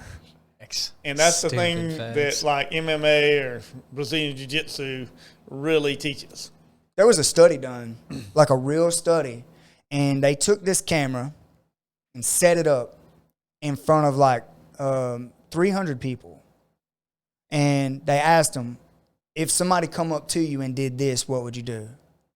And every person in there overestimated themselves by 3,000%. They overestimated their ability by 3,000%. Because after they interviewed those people, they took them and put them in a controlled environment with those stipulations, and none of them could do anything they said they were going to do. Not even remotely close to what they said they were going to do. That means that most people believe that they can do things that they are incapable of doing when it comes to fighting. Hey, cuz I got a really simple one for most people that'll pretty much like give you a real good idea of like how good you can fight, right? So like just go ahead for me real quick, okay, real quick, and punch the stud in a wall as hard as you can. You know what I'm saying? Go punch a stud in the wall as hard as you can. And ask yourself, how does this feel? That's pretty close to what it's like punching solid bone when you miss that punch. You know what I'm saying? Go ahead and hit a glancing blow right quick. Ooh. Doesn't feel good. All right, I got one even better than that. Punch the air. Yeah. Like, just punch the air as hard as you can for as long as you can. Just for as long as you can until you get tired. But here's what I want you to do.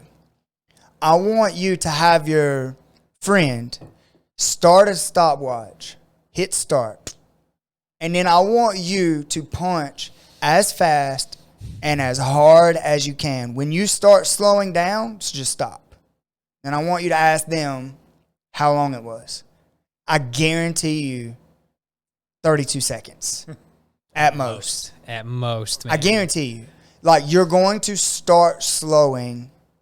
Around 32 seconds. Now, some of you guys can game the system and not go as hard or as fast and get a little bit longer, but if you going full bore, man, like full in a bore, fight, yeah, like 32 seconds in them. I guarantee it. I guarantee it. straight up. I used to do it. It was like to be a part of my comp team here. I used to make people punch the air, and as hard as they can. In the moment I told them, as the moment I seen the speed of their punches and stuff change, I'd stop it. 32 seconds was the average time. Like, that was our comp team trials. Like, can you push through this? All right, punch the air. We do a 15-minute drill, which is where you do jabs, 1-2s. It's 30 seconds of 1-2s, then 30 seconds of hooks, 30 seconds of knees, 30 seconds of front leg kick, 30 seconds of rear leg kick, and then you go back to 1-2s. And we do that 15 minutes for no break. And every now and then I would just yell sprawl.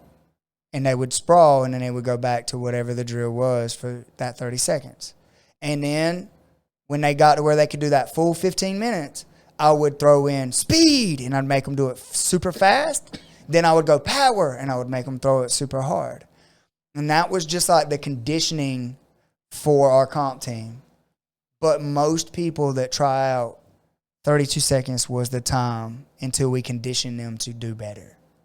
32 seconds. Isn't that crazy? That's wild, bro. Back to that question that you had asked earlier about fights. I've been in a few, mostly wrestling on playground growing up. You know, it wasn't real fights, but whether they thought I was really fighting them or not, but I was just having fun. That's awesome. So anyway, but there was this one kid that had started trying to bully me. I don't remember which grade it was, but I had been. I'd always liked learning a little judo moves and wrestling and stuff like that, even before I got interested in other martial arts. So I slapped a rear naked choke on this kid. Fancy. Choked him unconscious. Teachers were over the corner, and they were watching the other kids. They didn't see me. And I'm like, okay, dude. I kicked your butt. Get up. He didn't move. Just shaking. Convulsing. Man, yes. and I didn't know. It's the first time I ever did this move to anybody. So I'm like, dude, get up. Oh, crap. I done killed him, man. I run over there in the bushes. I'm over there crying. I'm like, what am I going to tell my mom and dad? I done killed this guy. And, oh, man, it was hilarious. Man, when I finally saw him get up and start looking around, he walked off. I still remember that this day. That's so funny. I got a friend. He actually passed away a couple of years ago for an accident. R.I.P. R.I.P. But his name was William, and we were working together in a trailer plant. We were welding trailers, and my job was to weld the frame. His job was to put the side panels and stuff on. And every day he would challenge somebody at lunch or break and just fight. He was my size. During lunch, every day he would just challenge somebody and like bet. Like, and they would stipulate rules because he was a really good fighter. They would stipulate rules for him to make it more fair for the other guys. And so, like, he wasn't allowed to, like, throw a two, or, like, he wasn't allowed to, like, grab hips, or he wasn't allowed to clasp his hands. It was always something weird like that. Well, this one day, he's like, I just want to go to Wendy's and get something to eat. And I was like, cool, I'll drive. I'll drive to Wendy's. And this is the first time I ever went anywhere with William. And that's my buddy's name. Right. And I was like, yeah, I'll drive. We go to Wendy's. We go through the little drive-through. And he was like, pull over. And I was like, what is it? He was like, no, that dude right there was talking shit. And I was like, what? He's like, just pull over. I pull over. He comes up, and there's these, like, two redneck, imagine the most redneck person that you can think of in an old Chevy truck. You talking about my nephew? Yeah. Everybody in South Georgia to me, homie. Yeah. Dude, this dude gets out, and he just looks like he's chewing tobacco, and he's got a big belt buckle and his boots, and he's like, and I don't know exactly what they say because I'm still getting out of the car. But William hits him with like an overhand right and like drops him to a knee and then catches him in a rear naked choke. And he's like choking him. The guy's brother jumps out and he's like running over there. And William's like dragging this dude backwards away from his brother. And he's like choking him. Well, the guy goes to sleep. William just drops him. The dude that was running at him, the other brother, William standing there ready to fight. And he goes, "You killed my brother!" And he's like yelling at him, "You killed my brother!" And William said, "Oh, I kill him?" And he reaches down and grabs him by his pants leg and starts dragging him on the asphalt. He's like, "Pop the trunk." And he's telling me to pop the trunk. That's so gangster. Oh, dude. Funniest shit ever. He said, "Oh, I killed him?" He knew he didn't kill him. But, "You killed my brother." He said, "Oh, I killed him." And he just bends over and grabs his leg. He's a pop the That trunk. might get you shot. Bro, that was so funny. Dude, knock on wood, I've never actually like put somebody to sleep, like training, tournament, nothing, like fight. I've never, cause dude, I like I've watched people go to sleep before, you know, and like just like that feeling I get standing there watching it and like looking at the dude that did it, cause you never really know, you know what I'm saying, when someone like is dumb enough to actually go out, like. Listen, it can happen so quick, and you not even realize. The one time I got choked out, I didn't even feel threatened at all. In fact, I was playing around with it. I was learning defenses for the cross collar choke. So I was going at first and, blocking his hand where he couldn't get the two hands in, and then I'd let him get two hands in, and I was changing that and just going up and up and up. You ever been put to sleep? Yeah, man. Yeah, when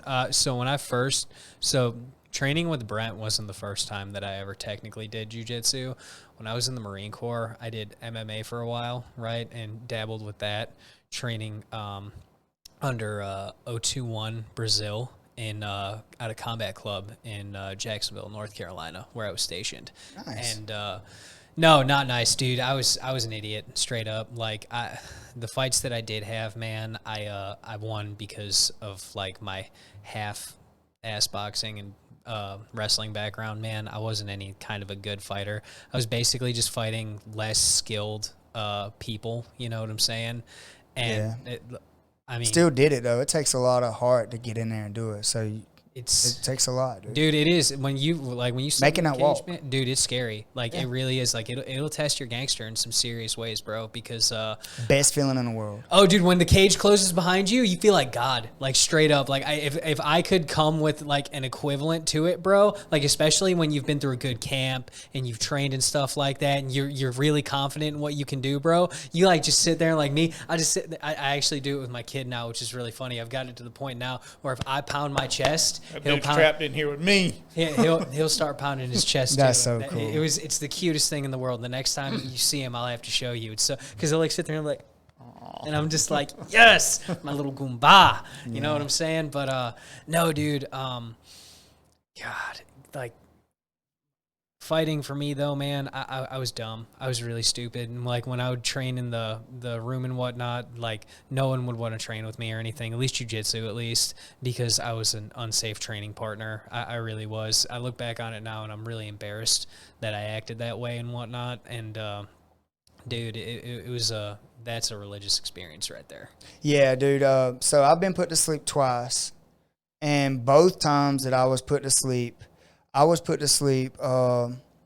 by the same move, and it was a coach. I was being the uke, right, or the whatever uke, whatever Okay. the uke, whatever. I've done heard it called uke, all kind of stuff. It's a Japanese word, but uke. Right. We change it in. We change it in the South. Yeah. But Okay. Trevor, he was going to be my kids coach in Douglas, was demonstrating a pass and like shoulder of justice pressure. Yeah. And I was just kind of like laying there, not framing. And everybody was sitting in class, and he put me out. But he did not know he put me out. Oh, dude. So he was teaching to move, and he was like, yeah, shoulder pressure, da-da-da-da-da. So I go out. I wake up, and I'm sitting up. Have no idea how I was laying back, sitting up. When I sat up, he was just looking around, talking to the people behind us. And I went, and I kind of looked around. I was confused. And Taylor and Bam Bam, they're the only two that noticed that I was out. And I just sat up and I went, this is not how I was. This is not right. This is not right. And then I kind of looked and I was like, how am I sitting up? Bam Bam said, did I come up like the Undertaker? He said I was out, and then I just went boom, and I just sat up. My eyes were still closed. When I sat up, my eyes were still closed, and then I went. And so I was gone. The second time, Kalista, he come in and he was teaching some of his sneaky jiu-jitsu stuff from his DVD off of BJJ Fanatics. Right. He was teaching some. How did I miss that? He was teaching some of that stuff. You were in Canada with your. I came to Caleb. Oh, Canada was worth it, Dale. Oh well, he's only been here once. I'm pretty sure. So you was here. We were in the corner over here, and he was trying to show Gavin and his buddy like how to get the pressure. And he said, can I borrow you? I wasn't even dressed out. And I was like, yeah, sure. So I laid down, same exact move, same exact pressure. He just sat in, and then he was sitting there talking to him. And this time, I'm dreaming. Like the first time, I don't remember anything. I just remember like being laying down and sitting up. This time, I'm going to get pizza. And, bro, I had already purchased a pizza at Subway. What? Yeah. I don't. They sell pizza at Subway, I guess. Yeah. I purchased like a whole pizza at Subway, and I'm sitting there fixing to bite this pizza. And then I come to, and he's fixing to pick my feet up. And I was like, mess with my feet, man. And he was like, yeah, you were out. I'm like, dang, I'm hungry. He's like, but Taylor has it recorded, and I was just sitting there. I was like, dang, bro. My eyes was like rolling back, but I was dreaming that I was going to get pizza. Dude, I must have forgotten. 20 How did I forget that? 20 years, and I've only been put to sleep twice, and both times I was being a uke. Hey, man. So if we're talking about like getting put to sleep, my last fight was pretty gnarly, right? It was the first time that I'd like to say that I fought an actual fighter. You know what I'm saying? Because the dude had some Thai experience under him. He's also a purple belt in jiu-jitsu. Like, this was a very poor matchup for your boy, all right? So anyway it goes. I go, make the walk, whatever. Like, getting starched put to sleep, bro. This was the hardest I've ever been hit in my entire life. Oh, you got knocked out. Yeah, knocked out. Like, this was like one of those, like you watch the dude and you can hear the audible crack when it snaps his face. Like, this dude hits me and like I go stiff, starch, hit the dirt, and he follows, goes on top. You know, I'm not mad at it. You can't be mad at stuff like that. That's the name of the game. You fight until the ref pulls you off him, right? That's how I've always figured it. I respect anybody that does it that way. But anyway it goes. That first one starches me, and the second one rattled something around in my head because I couldn't see out of my left eye when I came to. It was one of the scariest things that's ever happened to me in my entire life. Because like when I woke up, bro, and I was like just sitting there, and like I could feel like weird pressure behind my eye, right? And I was sitting there, I was just like, what the heck? And I cover my right eye, you know, and I was just sitting there like nothing, and I was just like, oh. Dang it. I'm blind. I'm blind now. This sucks. Like, it's still barely registering with me. I'm so messed up, cuz. Well, luckily, like, 20 or 30 minutes, my vision started to come back to me. And I've had terrible vision my entire life. So if it got any worse, I don't know anything about it. You know what I'm saying? So That's so awesome. that was like that was my last fight. After that one, I was like, that's like my godsend right there, homie. Like, I don't need to be doing mixed martial arts. Okay? That's not me. Dude, so I got hit with a winch and cracked my head. It cracked my skull. It broke my orbital, and it just turned my nose into powder. I had pieces of bone sticking out of my nose. What? For about 5 seconds, I thought I was blind. So it hit me. Bang! After it hit me, I said, I can't see. And then my eyesight come back, and I was like, oh, I'm good. And then I just started winching the truck back on, the thing. And we got the truck loaded. I took the truck where it was going. And I got home, and everybody was like, no.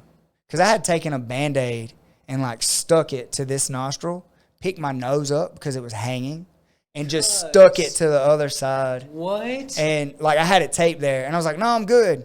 I got home, and they was like, no, you have pieces of bone sticking out of your face. Like, you got to go get an antibiotic shot. You're going to the doctor. It was like 4 hours later. And I got pictures on my Facebook. If anybody's interested in seeing those pictures, they're from earlier, like 2015 maybe, 14. But there's pictures of my nose, like, all jacked up. It turned it into powder. But it didn't knock me out. But for like 5 seconds, it went bang. 1, 2, 3, 4, 5. And then I could see again. But when it hit me, I think I might have been closing my eyes going, I can't see. I'm not sure. But I remember going, I can't see. And then I went, oh, I'm good. Yeah, I'm fine. And then I finished loading the truck. But the lock on the crank, we was pulling up a 4Runner onto a trailer with one of those old school winches. God. And the lock broke. And it's just a metal bar with a washer on the end of it. That washer hit me. That round washer hit me in my eye, like right here. And then it hit me in my nose and my cheek because it hit me twice before I could get away from it. God, dude. But it messed me up bad. I hate stuff like Anyway, guys, we've been on almost 2 hours. that. Yeah, That's been a long podcast. It's been a good one, bro. Yeah. I'm not gonna lie. I've been really enjoyed it. I feel like this is our segue, and I wanted to say this. Thanks, Jimmy, for showing me everything that you showed me today, man. Dale, you too. I appreciate you guys for real. My quick segue about my podcast, right? It's going to be called the Fangs Out Podcast. It's a segue for me. I always say fangs out as like a reminder to myself to smile. You know what I'm saying? It has a lot of different meaning behind it, but the most important one to me is always smile. Fangs out. So not like eagle fang karate. No, not eagle fang karate. We're not Cobra Kai haters in this building, okay? I am hashtag Team Cobra Kai, if anybody was wondering. Hashtag Team Johnny. And another thing I wanted to say is just like my segue that I say, if I help out a lot of people out with their mental health, man, they reach out to me. One thing I always say to people is live life and learn your lessons, be dope and earn your blessings. So, All right. Oh, that's dope, dude. Yeah. That's really good. You got anything you want to end up with, Mr. Dale? Oh, no, just don't let your ego get in the way. thanks. Don't let your ego get in the way. Boom. Guys, that's TECT Talk. Thank y'all so much for listening. I enjoy doing this. This is my way of kind of letting you guys into my own personal life and let you guys kind of see what we do here at TECT and how much of a family we are. This is also my way of kind of giving back and letting people know like my own personal journey so that you guys can kind of see like where I come from, and if I can be successful and do something that I love, I know that each and every one of you guys can. That is my message to the world, because I know I come from a tough place, and if I can make it out and do the things that I'm doing with the people that I'm doing it with, every one of you guys can too. So, man, this has been one of the funnest podcasts that I've done. Just because you're on that personal growth thing, and I've kind of been on it too, and it's one of those things, man, like where when you start down that path, you don't know where it's going to lead you or how complex things are going to get, but you start thinking about everything differently. You start taking ownership for stuff that maybe isn't even your fault. But once you do that, it's so empowering that, man, it will change your life and change what you're doing. Anyway, guys, that's Tech Talk with Mr. Dale, Mr. Wade, and Coach Jimmy. Man, you guys have an amazing week. Peace.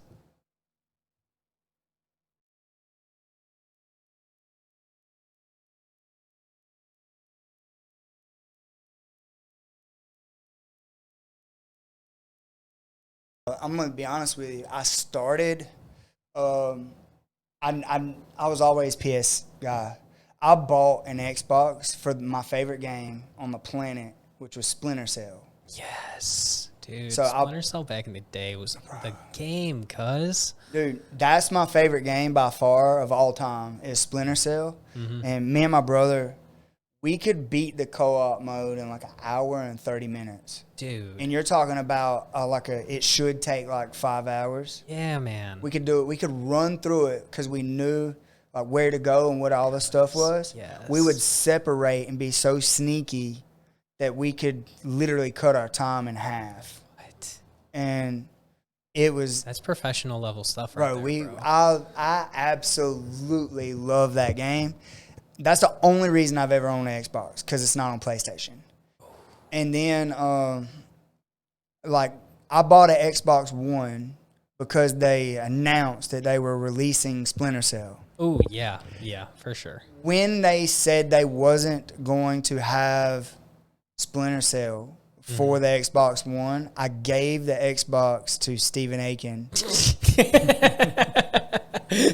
Not making that up. Said, screw it, I don't need it. The only reason I wanted this game was for this reason alone. It was.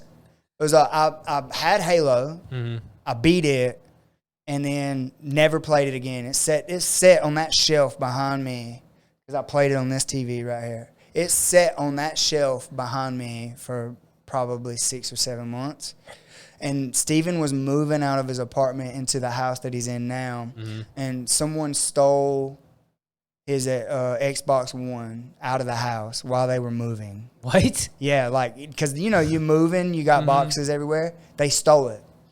So he, posted, he was like, whoever did that, my son's, you broke my son's heart. He just got that Just Dance game for Christmas.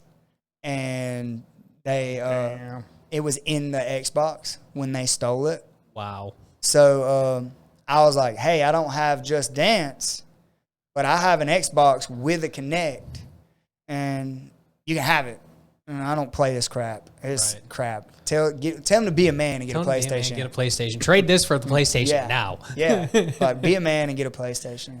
I'm with you on that one, dude. See, I'm a PlayStation guy, though. Bro, hands down. I've been PlayStation since I was God, dude, my parents got me and my sister a PlayStation when I was Twisted Metal. Dude, no, seriously, you know what our game really was, though? Spyro the Dragon. Bro, dude, come on. Spyro the Dragon and Crash Bandicoot, hands down. Dude, the OG Crash Bandicoot, too, yes. man. Listen, that fight against Ripper Roo still gives me nightmares because, I don't know if you played, the recent re-release of the Reignited trilogy. I haven't. Dude, listen. That fight is just as broken in the updated version as it is in the old version because you have no aerial control over Crash whenever he's jumping from pad to pad. So wherever that direct line, just like real life, there's no forgiving, bro. And I'm just no, please God, stop. And it just pisses me off every time I fight him. There's no redirecting in the air whatsoever. I hate My it, dude. my favorite one back in the day was we started Resident Evil one. Back when the controller vibrates, and of course, I didn't know that the controller vibrated at the time, Scared the hell out of you the first time. Yeah. Went in that door, zombie came out, grabbed hold of me, I could handle that stuff, I'm not a guy that scares easy. But when that controller started jerking, I was like, whoa, drop that shit. What the hell are you doing? Devil machine. That's and I was awesome. hooked. After that, I was just hooked. Dude, have either one of you guys played the The VR Oh for my PlayStation. gosh, dude! Listen, so I helped my homie move like 2 weeks ago, right? And his kids have that little VR headset and whatnot, man.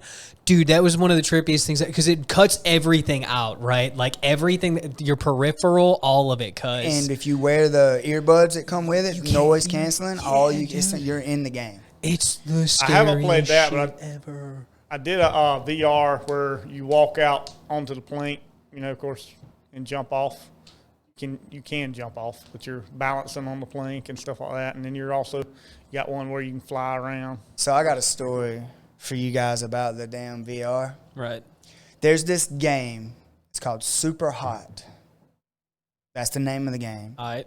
It's the most simple virtual reality game that you could ever play. It probably took the creators an hour to create this game because it's just white.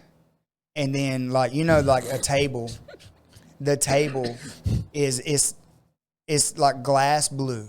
So it just literally has like the cube lines. So you can tell that there's a table there, but it's just outlined in like light blue. Mm-hmm. Big, bright white room, looks like a glass table. The guns are black. The bad guys are red. Mm-hmm. They're glass, but they're red.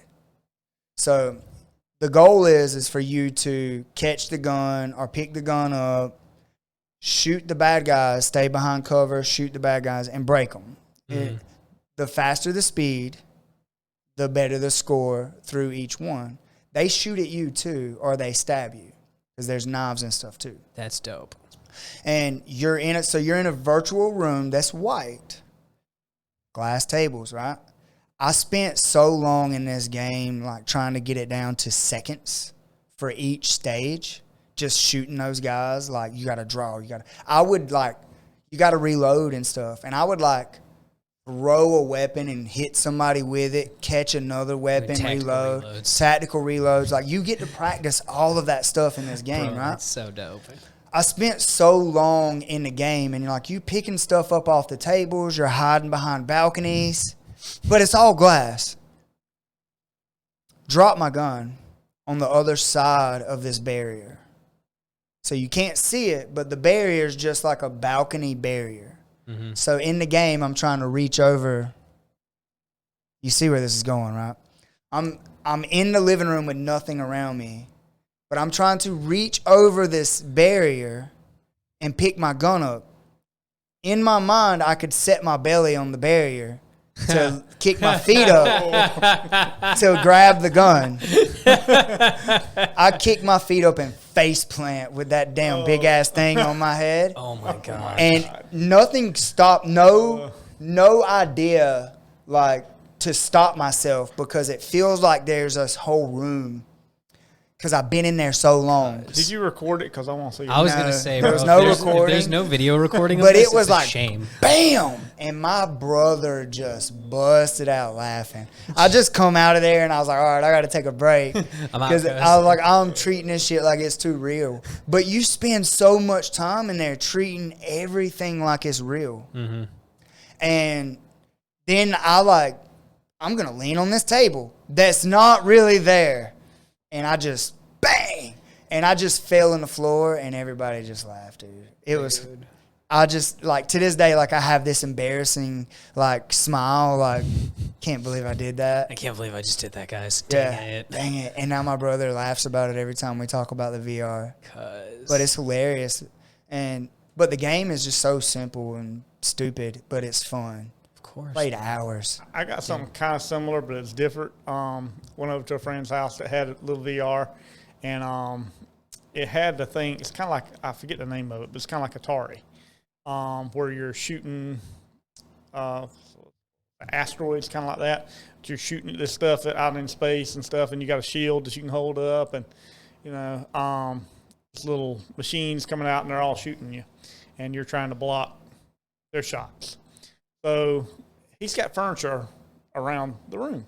Mm-hmm. So, but in the game, I don't see this furniture. And as I'm stepping up, then it kind of shows you, and it's like, what the hell? It's like, I could step over here, but no, I can't. It was very frustrating. Of course, I didn't face plant. Can I just make a quick note and appreciate how Dale actually made an Atari joke without knowing he made an Atari joke about himself? I'll be 51 tomorrow, by the way. Will you really? Bro, one, happy early birthday. Two, I should have kept quiet, but I know I'm going to get you the really gauntlet do run on look me great already. for your age. Outside of the gray hair and whatnot, cuz, like, straight up, you look fantastic for your age. He needs to go ahead and join the club, man. Dude, he really Oh, does. Just hell go no. I'm hashtag keeping team bald this. guy. I would make an ugly bald guy. Bald, blessed, I don't think bearded, so. beautiful. I think you would be like, you would look so much more I would. intimidating. You know I'd who have he to would get some look like? tattoos, for Just sure. like a little bit. What's his name? Dang it. He's a movie. Dang it, this is gonna kill me. Jason Statham. Not Jason Statham. No, That's what everybody used to call me. Jason Statham. I Yeah. could see that though, because you have like a similar head shape to him though. You know what I'm saying? You both have like the. It's weird because when I don't know if do you notice other bald guys like the shape of their head? Like, Yeah, are of you course. very like not like critical, but you notice like most people will like look at a bald guy for the first time and they just think that the head is automatically just going to be like rounded, Perfect right? rounders. No, bro, there's like bumps and stuff like that with people's and heads. there's like the V's and then like some people have the dips, and then some people have like these big knots on the back yeah, here. man. See, I was blessed. Yeah, you got a pretty slick head. See, I was blessed until I get about halfway back the crown. You know what I'm saying? Yeah. There's like this little point back here, and I just look at it all the time, and I'm just like, damn it. No one can see that though. Like as much as no one pays attention, your head's almost perfectly round. I think Dale would look like very intimidating.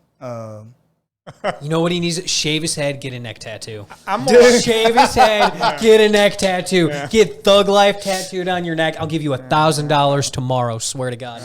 Swear to God. I know the dude that'll tattoo it. If my wife would stay married to me, that was very tempting. Dude. So, but anyway, I'm more like a Richard Gere with muscles.